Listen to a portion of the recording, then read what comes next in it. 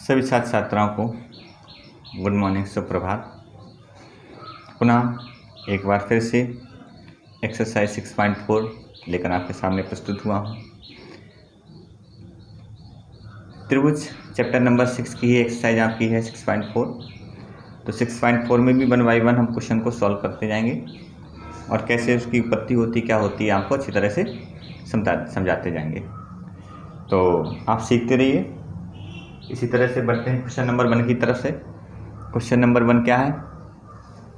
Question number 1 में कहा है कि एक त्रिभुज ABC और त्रिभुज DEF। देखिए मैंने पहले से हमने दोनों चित्र बना रखे हैं। क्वेश्चन नंबर 1, क्वेश्चन नंबर 2, पहले 1 को समझ लीजिए।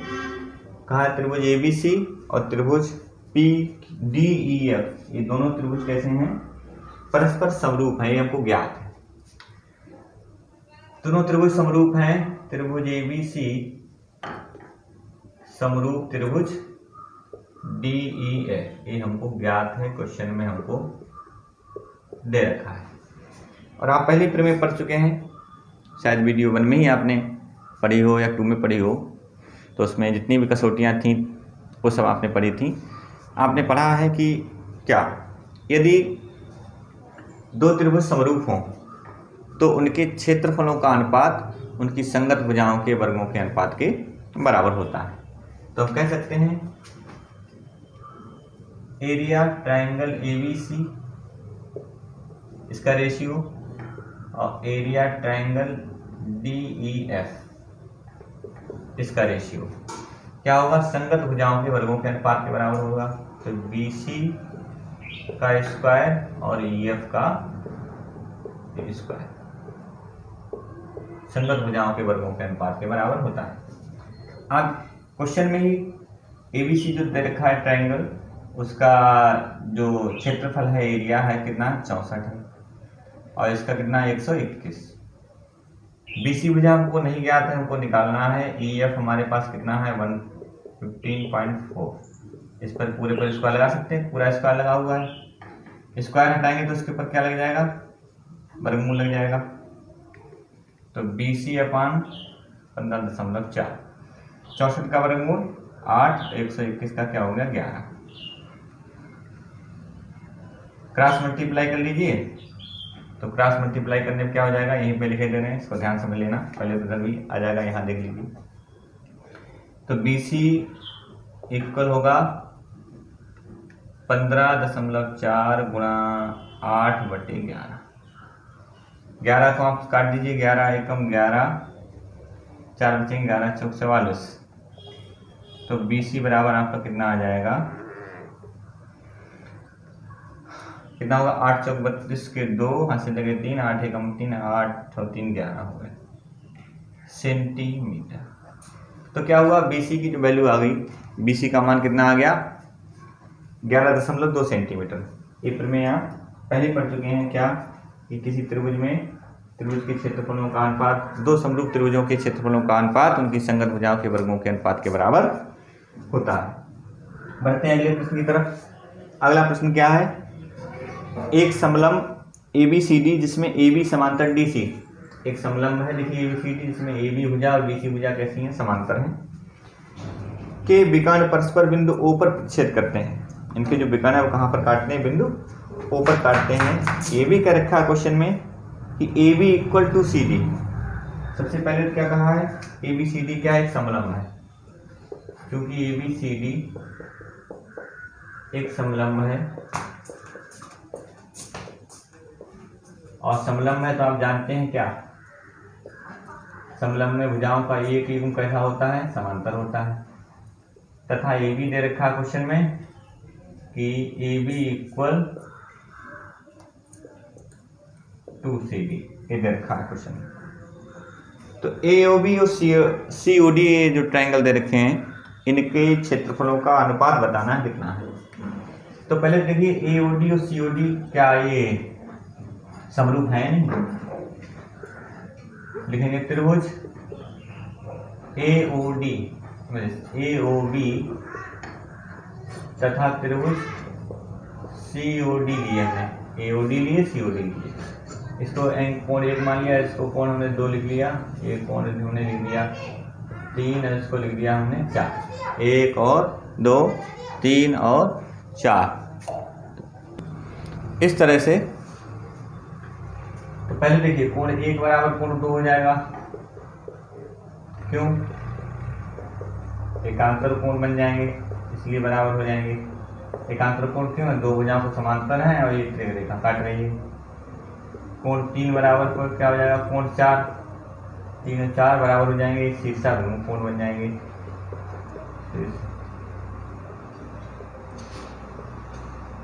ठीक, अब आप जानते हो त्रिभुज AOB समरूप हो गए त्रिभुज COD, AAA समरूपता लग गई। त्रिभुज कैसे हो गए? समरूप हो गए। अब समरूप त्रिभुजों के क्षेत्रफलों का अनुपात आप जानते हैं कैसा होता है? संगत भुजाओं के वर्गों के अनुपात के बराबर होता है। तो हम लिखेंगे क्षेत्रफल ट्रायंगल AOB अपान क्षेत्रफल ट्रायंगल COD। तो AOB की संगत भुजा हमने AB ले ली और COD की हमने CD ले ली और इनका वर्ग होता है, वर्गों का अनुपात बराबर होता है। अब क्या करना है?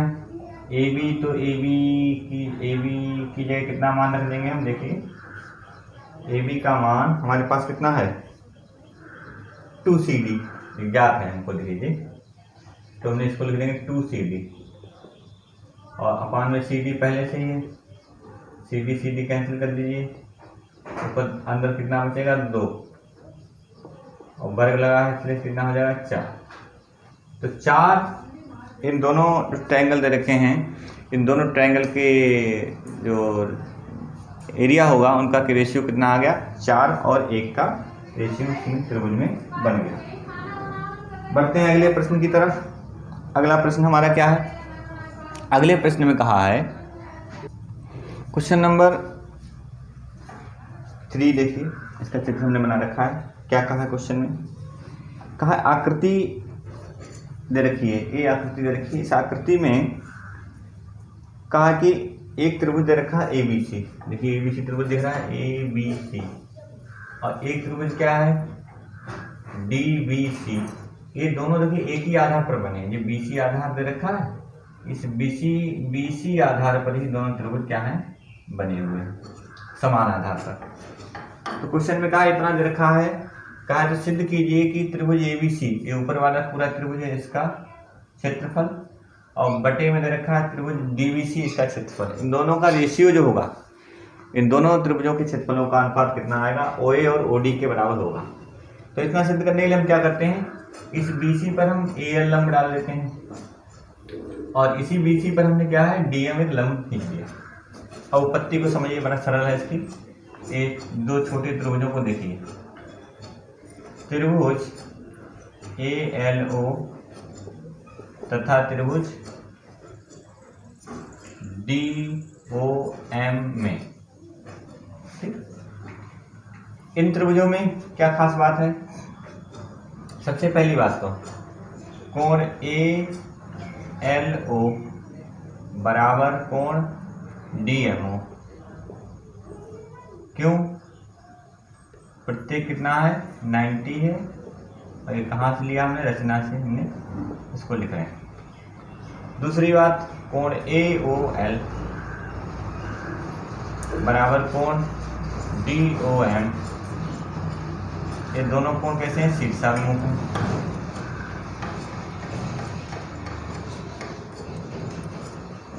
देखिए इधर ये कोण ये वाले कोण कैसे बराबर हैं? शीर्षाभिमुख कोण है, दोनों बराबर हो गए। अब इसमें क्या करना है? एक इसी त्रिभुज में आपके जब दो कोण बराबर हो गए तो त्रिभुज कैसे हो गए? समरूप हो गए। कोण समरूपता कसौटी इसमें लग गई। ठीक, समरूप हो गए। और जब समरूप हो गए तो आप जानते हैं कि इनकी संगत भुजाओं का अनुपात कैसा होता है? बराबर होता है समरूप त्रिभुजों की। तो AL और AL की संगत उधर क्या है? देखिए DM। ये रेशियो बराबर है किसके? OA और OA की संगत OD। ये रेशियो कैसा आ गया? आपस में इक्वल आ गया, बराबर आ गया। अब हम इन त्रिभुजों का क्षेत्रफल लेना है। तो triangle area of triangle ABC और एरिया ऑफ ट्रायंगल DBC। आप जानते हो त्रिभुज का क्षेत्रफल क्या होता है, 1/2 आधार गुना ऊंचाई। तो आधार देखिए ABC का आधार BC है और ऊंचाई इसकी कितनी है AL, शीर्षला में जो होता है। ऐसे DBC में देखिए आधार तो BC है, ऊंचाई क्या है इसकी DM है। BC कैंसिल कर दिया, 1/2 ये कैंसिल हो गए। क्या रहा हमारे पास AL और DM। AL और DM इन दोनों का मान क्या है देखिए OA/OD है। ये हमने समीकरण 1 से ये वैल्यू रख दी। बस यही हमको सिद्ध करके दिखाना था इस क्वेश्चन में कि दोनों त्रिभुजों के क्षेत्रफलों का अनुपात ये इतना OA और OD के अनुपात के बराबर होगा। ये हमको सिद्ध करना था, ये आपका सिद्ध हो गया। बढ़ते हैं अगले प्रश्न की तरफ, क्वेश्चन नंबर 4। तो क्या है क्वेश्चन नंबर 4? तो क्वेश्चन नंबर 4 क्या है? क्वेश्चन नंबर 4 में कहा है यदि दो समरूप त्रिभुजों के क्षेत्रफल बराबर हों तो सिद्ध कीजिए कि वे त्रिभुज सर्वांगसम होते हैं। अब देखिए कोई दो समरूप त्रिभुज हैं और उनके क्षेत्रफल आपस में कैसे बराबर है। हमने मान लिया एक त्रिभुज PQR या ABC मान लीजिए इसको ABC और एक त्रिभुज हमने ले लिया PQ।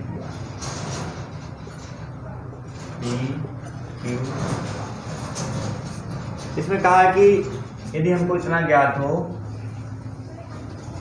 क्या त्रिभुज ABC का जो एरिया है क्षेत्रफल है वो त्रिभुज PQR के क्या हो बराबर। तो कहा है कि त्रिभुज कैसे होते हैं, सिद्ध करना है। त्रिभुज कैसे होते हैं, त्रिभुज सर्वांगसम होते हैं। मतलब त्रिभुज ABC सर्वांगसम त्रिभुज PQR, हमको इतना सिद्ध करना है। उत्पत्ति देखिए इसकी बड़ी आसान है। उत्पत्ति क्या हम जानते हैं, त्रिभुज कैसे हो, त्रिभुज दे रखे हैं समरूप। त्रिभुज कैसे हैं, ये बराबर नहीं है। यहाँ पर दो समरूप त्रिभुजों के क्षेत्रफल, त्रिभुज आपस में समरूप भी हैं। तो त्रिभुज ABC हमें कह सकते हैं समरूप भी है त्रिभुज PQR।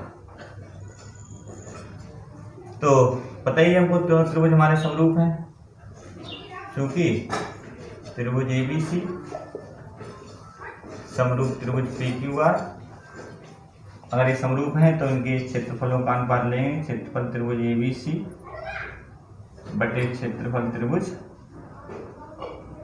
PQR। त्रिभुज अब इधर इसमें क्या देखना है, जैसे मान लिया हमारे पास हम जानते हैं कि अगर दो समरूप त्रिभुज हैं तो दो समरूप त्रिभुजों के क्षेत्रफलों का अनुपात उनकी संगत भुजाओं के वर्गों के अनुपात के बराबर होता है। तो हम कोई संगत भुजा लिख लें, या तो तीनों लिख लें या आवश्यकता अनुसार हम दो ही भुजा लिखे दे रहे हैं। ठीक, BC और QR, ऐसे ही AC और PR। तो ये दो भुजा लेके चल रहे हैं। अब चूंकि क्षेत्रफल त्रिभुज ABC और क्षेत्रफल त्रिभुज PQR बराबर हैं, तो हमने क्या किया, यहाँ पर भी ABC लिख लिया। इधर आप लीजिए AB² PQ² हो जाएगा, कैंसिल हो गए। तो AB² 1 क्रॉस मल्टीप्लाई कर लीजिए PQ²। तो AB इक्वल क्या आ गया, वर्गमूल ले लिया, PQ आ गया। AB equal PQ।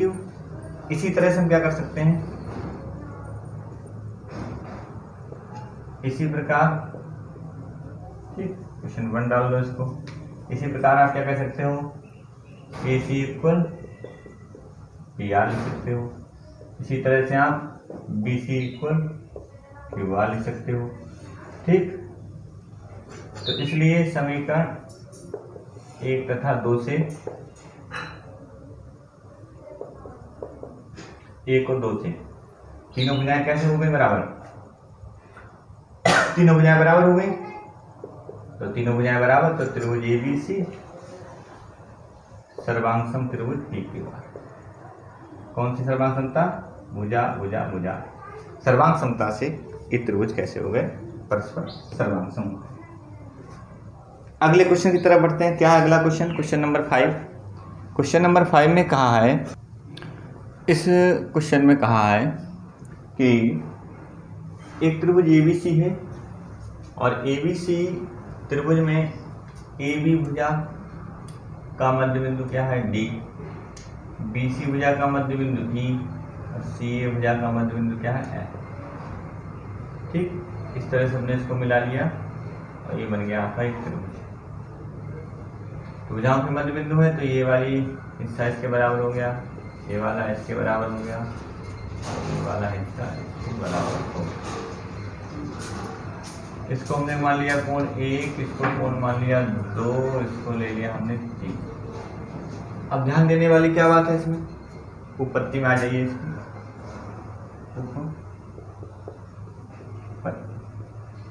आपने एक प्रमेय पढ़ी है, क्या 9th में पढ़ी थी? यदि त्रिभुज की दो भुजाओं के मध्य बिंदुओं को मिलाने वाली रेखा खींची जाए, त्रिभुज की दो भुजाओं के मध्य बिंदुओं को मिलाने वाली रेखा खींची जाए तो यह रेखा तीसरी भुजा की क्या होती है? समांतर होती है। और तीसरी भुजा, इसका मान जो होता है तीसरी भुजा का कितना होता है? आधा होता है। ये प्रमेय पढ़ चुके हैं आप।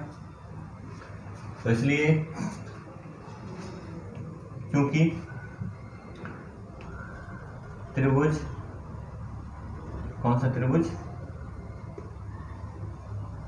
ABC में लिखेंगे क्या? AB तथा AC के मध्य बिंदु,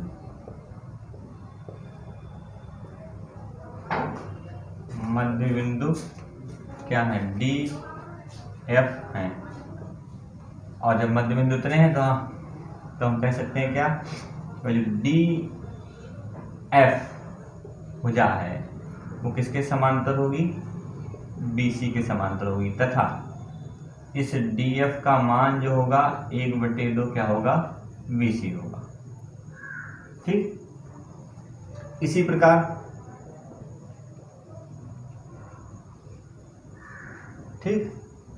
हमने क्या लिख दिया? ये भुजा इसके समांतर हो गई। इसी प्रकार देखिए AC और BC के मध्य बिंदु क्या है? E और F है। तो अब ये EF भी क्या हो जाएगी? समांतर किसकी होगी? AB की। और साथ साथ इस EF का मान क्या होगा? 1/2 किसके बराबर होगा? AB के बराबर। ठीक, बराबर हो गया। तो कुल मिला के समीकरण 1 और 2 से देख लीजिए, 1 तथा 2 से आमने सामने की भुजाएं कैसी हैं? 1 और 2 में देखिए आप सम्मुख भुजाएं कैसी आ रही हैं? यह भुजा इसके समांतर आ रही है, यह वाली भुजा इसके समांतर आ रही है। तो आमने जब सम्मुख भुजाएं समांतर होती है तो ऐसा चतुर्भुज क्या होता है? समांतर चतुर्भुज होता है। तो इसलिए क्या DBEF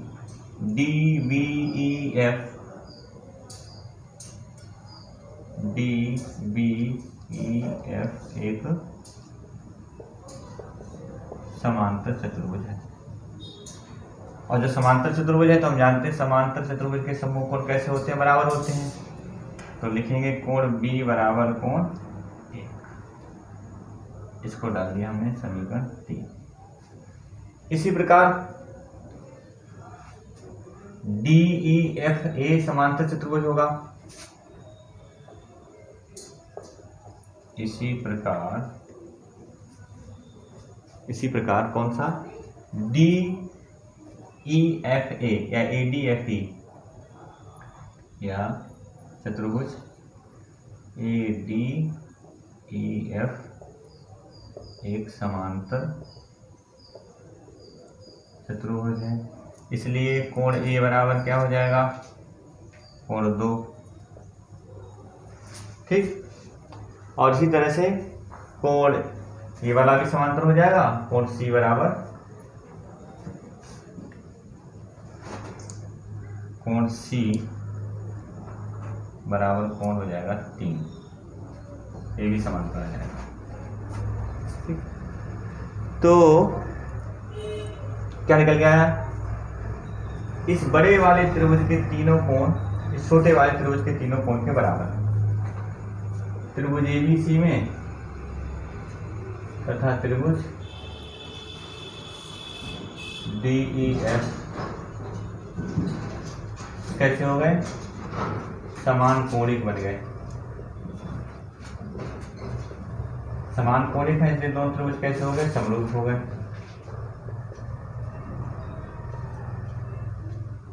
दोनों त्रिभुज कैसे हो गए, समरूप हो गए।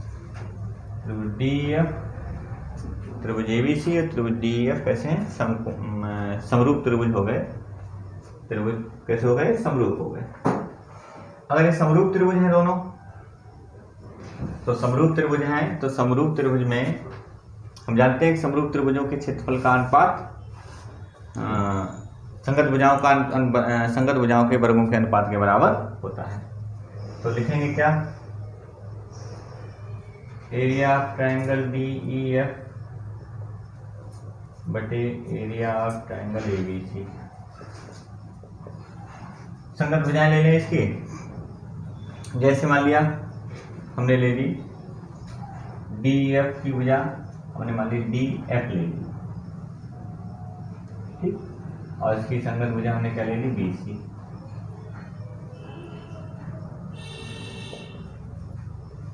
और आप जानते हो डीएफ का मान 1/2 बीसी के बराबर है, कट गया, वर्ग कर दिया, कितना आ गया, 1/4। तो त्रिभुज एबीसी और त्रिभुज डीईएफ इन दोनों त्रिभुजों के क्षेत्रफलों का अनुपात कितना आ गया, 1:4 आ गया। बढ़ते हैं अगले प्रश्न की तरफ। क्या है अगला क्वेश्चन हमारा, अगले क्वेश्चन में कहा है कि सिद्ध कीजिए दो समरूप त्रिभुजों के क्षेत्रफलों का अनुपात इनकी संगत माध्यिकाओं के अनुपात के वर्ग के बराबर होता है। तो ये प्रमेय है, इसको आप सिद्ध कर चुके हैं और हमने आपको इससे पहली वाली जो क्लास ली थी उसमें हमने आपको ये सिद्ध करके दिखा दिया था कि दो समरूप त्रिभुजों के क्षेत्रफलों का अनुपात उनकी संगत माध्यिकाओं के वर्गों के अनुपात के बराबर होता है। तो इसको हम इससे पहली वाली जो क्लास थी उसमें कर चुके हैं, तो आप वहाँ से इसको देख सकते हो। बढ़ते हैं अगले प्रश्न की तरफ, क्वेश्चन नंबर 7 की तरफ। 7 में कहा है, सिद्ध कीजिए कि एक वर्ग की किसी भुजा पर बनाए गए समबाहु त्रिभुज का क्षेत्रफल उसी वर्ग के एक विकर्ण पर बनाए गए समबाहु त्रिभुज के क्षेत्रफल का आधा होता है। तो प्रश्न की तरफ पहले चित्र इसका बना लेते हैं। एक वर्ग की, समझते चलिए इसको, मान लिया हमारा ABCD क्या एक वर्ग है, तो कहा है वर्ग की किसी भुजा पर बनाए गए, मान लिया हमने इस वर्ग में भुजाएं हमने A मान ली। वर्ग की भुजाएं क्या होती है, बराबर होती है, प्रत्येक कोण 90 अंश होता है, जानते हैं, ठीक है, माना AB बराबर A, तो सभी भुजाएं क्या हो जाएंगी, A हो जाएंगी। तो वर्ग की किसी भुजा पर बनाए गए समबाहु त्रिभुज का क्षेत्रफल उसी वर्ग के एक विकर्ण पर बनाए गए समबाहु त्रिभुज के क्षेत्रफल का आधा होता है। तो एक उसी वर्ग के विकर्ण, इसे मान लीजिए विकर्ण मिला दिया हमने और एक समबाहु त्रिभुज बना दिया हमने, और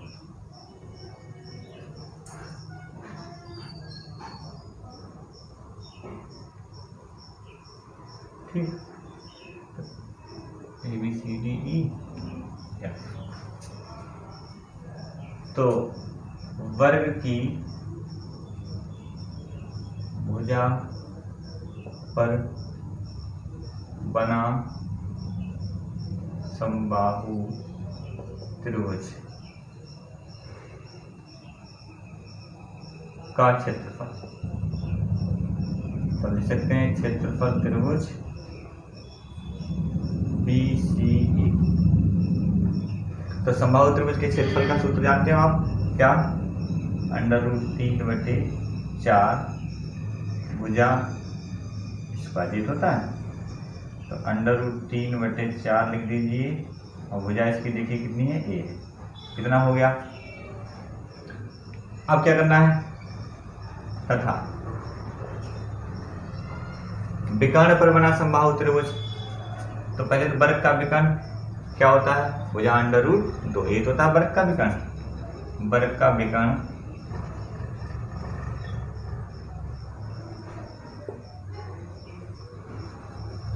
मान लीजिए बी डी है तो क्या होता है फार्मूला? भुजा अंडर रूट, भुजा हमारी कितनी है? ए, अंडर रूट 2 इंटू भुजा, ये होता है।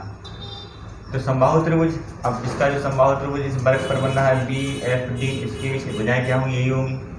तो क्षेत्रफल त्रिभुज बी एफ डी वही होता है फार्मूला अंडर रूट 3/4 भुजा स्क्वायर, भुजा क्या है इसकी? B D. तो अंडर रूट 3/4 बी डी का मान हमारे पास देखिए अंडर रूट 2 है, एक वर्ग कर देंगे तो ये हो जाएगा, अंडू हट जाएगा, ए स्क्वायर हो जाएगा। कहा कि क्षेत्रफल का आधा होता है। अब देख लीजिए क्षेत्रफल त्रिभुज बी सी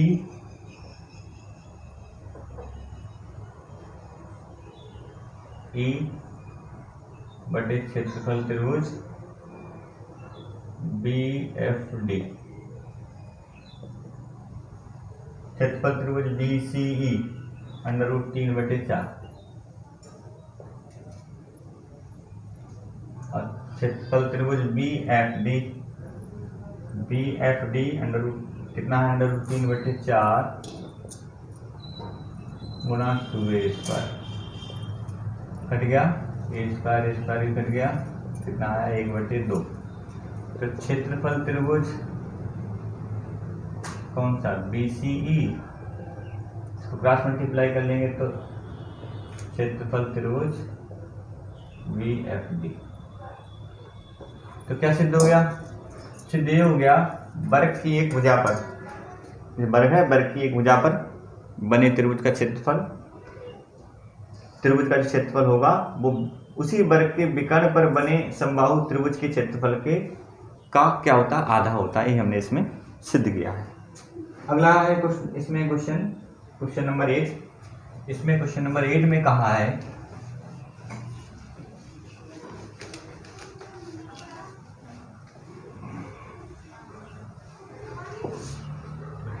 कि A B C B D E दो समबाहु त्रिभुज इस प्रकार हैं।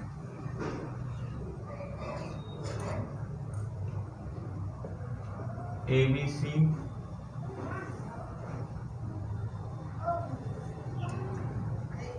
बी डी ई दो समबाहु त्रिभुज इस प्रकार हैं कि डी भुजा बी सी का मध्य बिंदु है। डी जो है भुजा बी सी का मध्य बिंदु है और त्रिभुजों ए बी सी और बी डी के क्षेत्रफलों का अनुपात ज्ञात करिए। तो एक मिनट, इसमें क्या कहा? अलग अलग नहीं है, कहा ए बी सी और बी डी ई दो समबाहु त्रिभुज इस प्रकार हैं कि डी जो है भुजा बी सी का मध्य बिंदु है। तो पहले तो डी भुजा बी सी का मध्य बिंदु दिखा गया, चित्र अलग नहीं बनेगा। डी जो है भुजा बी सी का क्या है? ये मध्य बिंदु है। तो इसको कैसे? इसमें ई बिंदु कहीं यही ले लीजिए क्योंकि ये डी बिंदु इस पर है, इसलिए इसको ऐसे लिखा दीजिए। अब इसमें करना है क्या हमको? डी बी सी का मध्य बिंदु है तो मध्य बिंदु है और साथ साथ दो समबाहु त्रिभुज हैं और त्रिभुजों की भुजाएं भी कैसी हैं? आपस में बराबर है। नहीं, दो प्रत्येक समबाहु त्रिभुज है, मतलब हम जानते हैं कि ये B C A B D भुजा है, बी सी भुजा त्रिभुज बी डी ई तथा त्रिभुज ए बी सी कैसे हैं? समबाहु हैं, ये भी ध्यान रखना है। समबाहु त्रिभुज हैं, इसलिए हम लिख देंगे ये बी डी का जो मान होगा, डी क्या है? इसका मध्य बिंदु है, तो बी डी बराबर 1/2 बी सी हो जाएगा।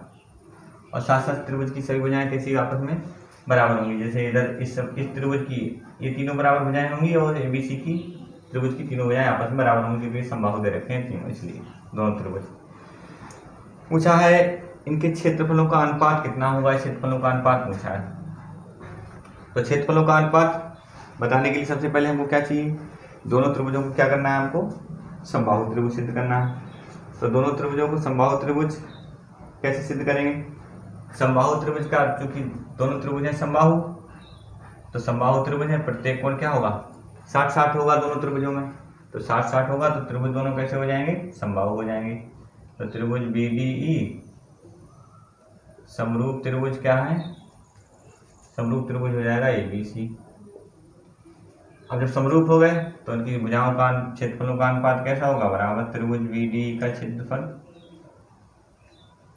और क्षेत्रफल त्रिभुज ABC। तो संगत भुजाओं के अनुपात के बराबर होता है। तो इसे मान लिया इसकी संगत भुजा हमने क्या ले ली, BDE में BD भुजा ले ली और इधर हमने क्या ले ली, BC, वर्ग कर दिया। BD का मान देखिए 1/2 BC है, इधर भी BC लिखा हुआ है, काट दीजिए तो कितना आया 1/4। तो 1 और 4 का अनुपात इन दोनों त्रिभुजों के क्षेत्रफलों में आ गया।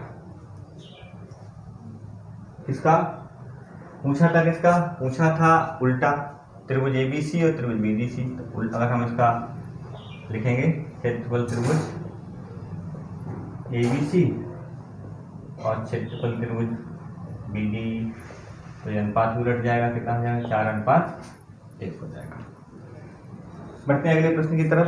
कहा कि दो समरूप त्रिभुजों की भुजाएं दे रखी हैं। तो दो समरूप त्रिभुज दे रखे हैं, क्वेश्चन नंबर 9 है इसका।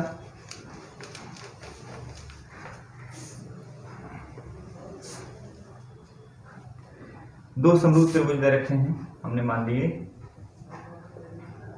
एक त्रिभुज हमने ले लिया ABC और एक त्रिभुज हमने ले लिया PQR। समरूप हैं दोनों त्रिभुज ABC और त्रिभुज PQR कैसे हैं, समरूप हैं। कहा है कि समरूप भुजाएं हैं 4 और 9 के अनुपात में, मतलब हमने लिख दिया AB और PQ की जो भुजाएं हैं 4 और 9 के अनुपात में है। तो कहा क्षेत्रफलों का अनुपात ज्ञात करिए। तो हम लिखेंगे क्षेत्रफल त्रिभुज ABC और क्षेत्रफल त्रिभुज PQR। हम जानते हैं समरूप त्रिभुजों के क्षेत्रफलों का अनुपात उनकी भुजाओं के वर्गों के अनुपात के बराबर होता है। वर्ग कर देंगे कितने, 4×4 = 81। तो 16 और 81 का अनुपात आ जाएगा 16:81। ये समरूप त्रिभुजों के क्षेत्रफलों के अनुपात 16:81 के अनुपात में आ गया। इस तरह से आपने क्या किया, एक्सरसाइज 6.4 कंप्लीट की। तो आज के लिए बस इतना ही, मिलते हैं अगले एपिसोड में, अगली वीडियो में, आपको अगली क्लास में। तब तक के लिए धन्यवाद।